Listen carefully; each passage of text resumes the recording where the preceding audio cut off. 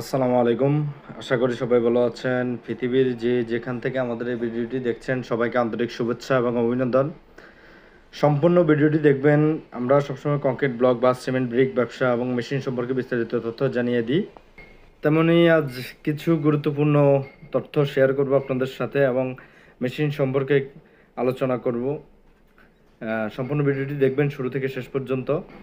2025 সালেরকে কেন্দ্র করে ইটের বিকল্প সিমেন্ট ব্রিক ব্যবসা বা ব্লক ইটের ব্যবসা একটি আদর্শ ব্যবসায় পরিণত হয়েছে। আপনারা যারা আসলে কংক্রিট ব্লক বা সিমেন্ট ব্রিক ব্যবসা করতে চাচ্ছেন তাদের জন্য এই ভিডিওগুলো খুবই গুরুত্বপূর্ণ। পূর্ববর্তী ভিডিওগুলোর মধ্যে আমাদের বাংলাদেশে তৈরি নিজস্ব কারখানায় তৈরি বিভিন্ন মেশিনের ভিডিও দিয়েছি।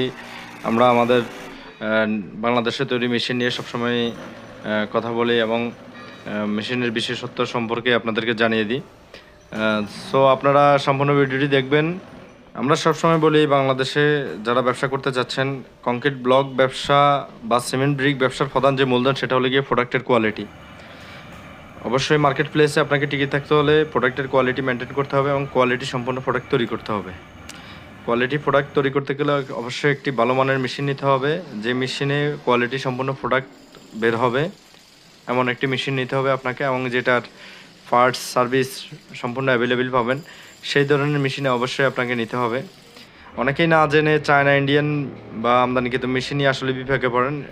আমরা বাংলাদেশে বিগত 6 বছর যাবৎ কংক্রিট ব্লক বা সিমেন্ট ব্রিক মেশিন তৈরি করে আসছি এবং বাংলাদেশের বিভিন্ন কারখানায় প্রায় 400-এর অধিক ছোট বড় মেশিন চলমান রয়েছে। আমাদের বিগত 6 বছরের অভিজ্ঞতা নিয়ে আমরা বিভিন্ন তথ্য তুলে ধরি আপনাদের মাঝে। আমরা চাই কিভাবে একটি কারখানা কম খরচের মধ্যে কিভাবে একটি ভালো মানের মেশিন পাওয়া যায় এবং কিভাবে একটি কারখানা সচল করা যায় সেই দিক নির্দেশনাগুলো কিন্তু আমরা দিয়ে আসছি দীর্ঘদিন থেকে। আমরা কেন আমদানিকৃত মেশিনের ব্যাপারে সতর্ক করি সবসময়?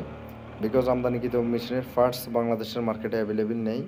একটি মেশিন যখনই আপনার চলবে এবং প্রোডাকশন করবে তখনই মেশিনে বিভিন্ন নানাদিক সমস্যা হতে পারে। তো পার্টসগুলো আসলে বাংলাদেশের মার্কেটে অ্যাভেলেবেল নেই এবং যে এডিশনাল মোল্ডগুলো বাংলাদেশের মার্কেটের মধ্যে নেই। মোল্ড বাইরে থেকে আনা লাগে এমন, অথবা বাংলাদেশেও তৈরি করলে অনেক ব্যয়বহুল খরচ হয়। সো অবশ্যই এগুলো মাথায় রেখে কিন্তু কারখানা করতে হবে আপনাদেরকে। আমি বলি না যে চায়না এবং ইন্ডিয়ান মেশিন ভালো না বা খারাপ, এরকম কোনো কিছু বলি না। তবে একটা মেশিন যখনই চলবে তখনই আপনার মেশিনে অবশ্যই সমস্যা দেখা দিতে পারে এবং বিভিন্ন পার্টস লাগতে পারে। সেই জন্য আসলে সবাইকে সতর্ক করি। এছাড়াও আমদানিকৃত মেশিন অনেক ব্যয়বহুল, অনেক খরচ পড়ে, যেটা দেখা যাচ্ছে দেশি মেশিনে আপনার প্রায় 30% কম খরচের মধ্যে পেয়ে যাবেন। আমদানিকৃত মেশিন বা চায়না এবং ইন্ডিয়ান মেশিনই অনেকে বসে আছে, কারখানায় স্টপ আছে, সার্ভিস এবং পার্টসের জন্য ফোন দেয়। অনেকেই মেশিন রিসেল করতে চায়, রিসেল হচ্ছে না। সো এইসব ব্যাপারে, মেশিনের ব্যাপারে অন্তত আপনাকে কারখানা যখনই করবেন মেশিনের ব্যাপারে অন্তত সতর্ক থাকতে হবে। আপনাকে জেনে বুঝে সিদ্ধান্ত নিতে হবে মেশিন সম্পর্কে। ভিডিওটিতে আপনারা একটি প্রজেক্ট দেখতে পাচ্ছেন। এই প্রজেক্টটি আমরা বিগত 18 মাস আগে ঢাকার দোহার নবাবগঞ্জে স্থাপন করেছি।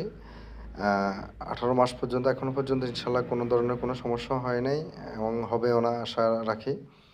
এবং মেশিনটি দেখেন এবং কারখানাটি সম্পূর্ণ ভিউ দেওয়া আছে।